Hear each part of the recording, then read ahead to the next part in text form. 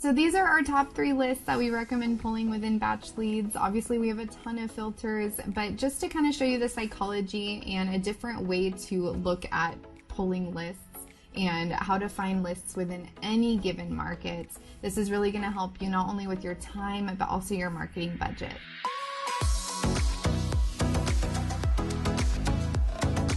Welcome to BatchTV. My name is Mychelle, and I am going to be showing you some amazing insider tips and tricks for getting started with wholesaling and taking your business to that next level. All right, so we're going to go ahead and get started with BatchLeads, and I'm going to show you how to pull these niche lists of motivated sellers in any given market nationwide. So first thing, we're going to log in to our BatchLeads account and need to make sure you have the list search activated. So we're going to click here. And then you're just going to put your market. And what's really great is you can totally virtually wholesale through here. So we'll save that for another video. But we are going to pull a niche list from Phoenix, Arizona. So our first list is going to be high equity tired landlords. Now, tired landlords are basically properties that have been owned for 10 or more years and they're built before 1990. So the psychology behind that is they probably have a lot of equity within their home. They've owned it for a very long time and they probably need a lot of work done to it as well. So that definitely is a motivation and a pain point. So we're going to go ahead and dive in. So we are going to go up to the filter, and again, we're in the Phoenix, Arizona area.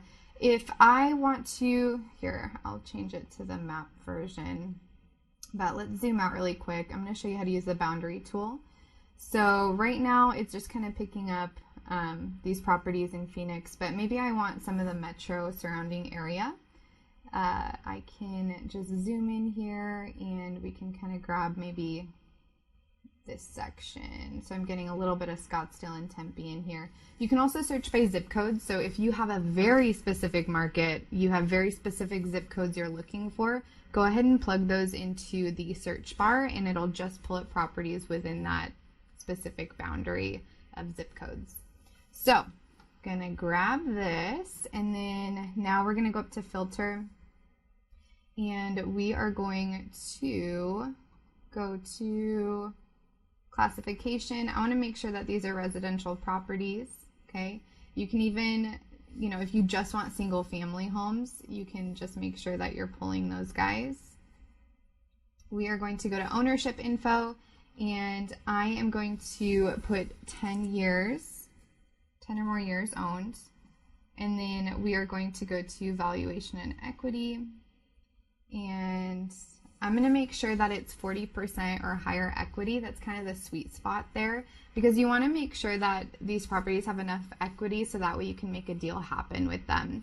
So if it's too low of equity, then it's a little too tight. There's not much motivation there for that seller. So 40% tends to be that sweet spot. All right, so high equity, what that means if you're brand new to wholesaling, basically that means if they bought a property for $100,000 and they have 40% equity, that's how much cash they would walk away from. So if they sold that property, that seller would have $40,000 in their pocket after selling that property. So that's equity. It's just the amount of cash flow that that person makes after selling their property. So we put 40% in here. Next step is just to make sure that this is individually owned, because we want to exclude any potential cash buyers or investors.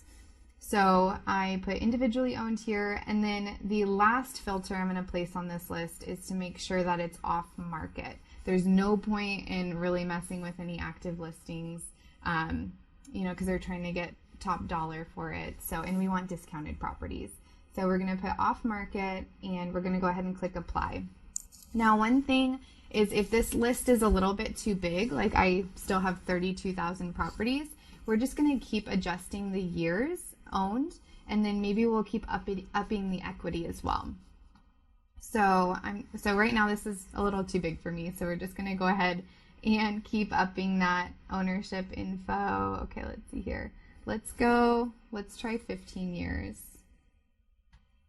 And just think, the longer it's been owned, the more work it probably needs done. Valuation and equity, let's maybe go up to 45%. And we'll just keep dwindling that down. Perfect.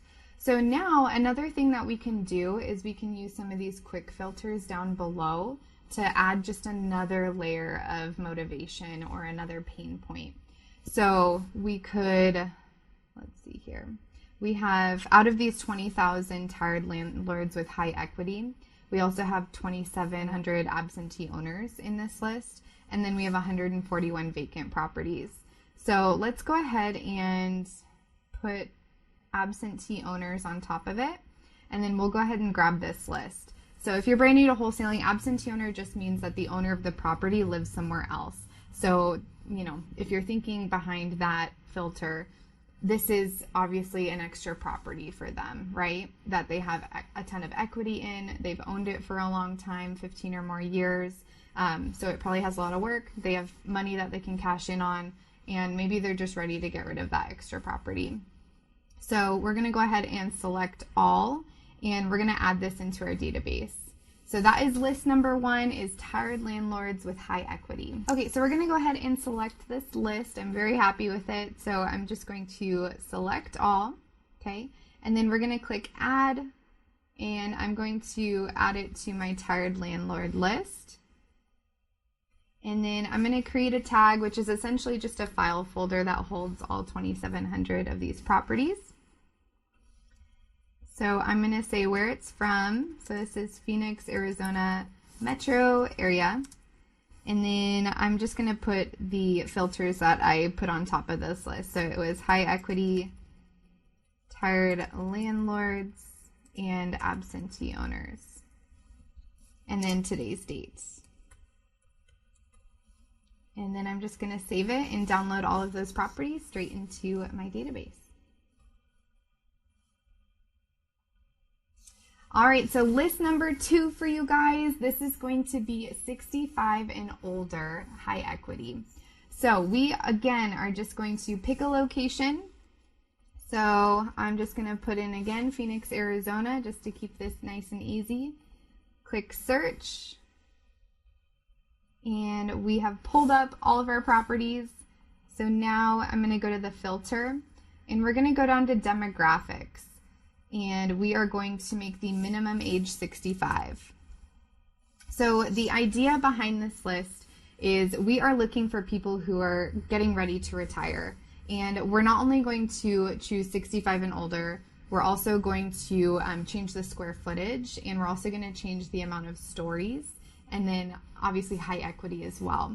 So we are going to put that on there, and then I'm going to go up to property characteristics and make sure that it is residential, single family, and then square footage, I'm going to put minimum of 2,000, and then minimum of 2 stories. And then we'll go to high equity, and we'll put 40% high equity there. So maybe they're wanting to downsize, they're getting ready to retire, they want to cash in on their equity on their property. These are all really great ways to really niche down a list and find those motivated sellers in any given market. All right, I almost forgot 2 other filters. So we are going to go back and edit this list. So we are going to make sure that it's off market. And then we are also going to make sure that it's individually owned. So just to recap, we have 65 and older, 40% higher equity. It's individually owned, so that way we can, we make sure that we're not pulling any potential investors, things like that. It's off market, so it's not an active listing. They're not actively trying to sell it. Over 2,000 square feet and over 2 stories, and then we're making sure that it's single family. So I'm going to go ahead and apply these guys. And again, we're just niching down these lists. So this is a wonderful size. So we've got about 2,000 properties. And then out of these 2,000 properties, I can see that I'm also going to get 50 expired listings, 169 absentee owners, 5 pre-foreclosures, 8 vacants, 1 tax default, and so on. So I am very excited. I'm just going to go ahead and select all of this and then add it to my database just like we did with the first list, and then just organize it. All right, so our third list is going to be unknown equity. So everybody focuses on high equity, and sometimes it'll be a very overused list. So unknown equity, what that is it means that it's been owned for so long. Usually it was recorded back in the 1900s that it's paid off by now, but nobody really knows how much equity is in it. They don't really know how much they bought it for because it was so long ago. So we're going to go ahead and dive into BatchLeads, and I'm going to show you how to pull that list. So you're just, again, going to search whichever market. We're in Phoenix, Arizona, and we are going to go up to the filter, and we're just going to put our basic filters on first. So we are going to make sure that it's individually owned, that it's off market, and then I'm just going to go ahead and click apply. And one other thing too, when people are searching for high equity, it actually excludes all unknown equity from that search. So like I mentioned earlier, these are hardly ever hit as much as the high equity ones. So as you can see here, we have made this off market. It's individually owned. We clicked apply, and now we have 290,000 properties. We're going to go to this unknown equity filter. And this is still a little bit big for a list, so we're just going to add some more motivation and just kind of niche it down a little bit. So I'm going to go back up to the filters, and let's go ahead and see if we can find any absentee owner unknown equity. So I'm going to go up to occupancy status. I'm going to click absentee owner that lives in state, and then I also want the out-of-state absentee owners too. So let's see what this does. Okay, so that changed our unknown equity to about 4,400. So that's pretty good. So we can go ahead and select this list. And if you'd like, you can keep on adding even more motivation or filters through here. But just keep in mind, unknown equity is an incredible list. Again, it gets overlooked all the time because when people put in any sort of equity, like 40% or 30% or whatever, it's going to exclude all of those unknowns from those lists. Thank you so much for joining us on BatchTV. Make sure to click that like and subscribe button and leave any comments or questions below.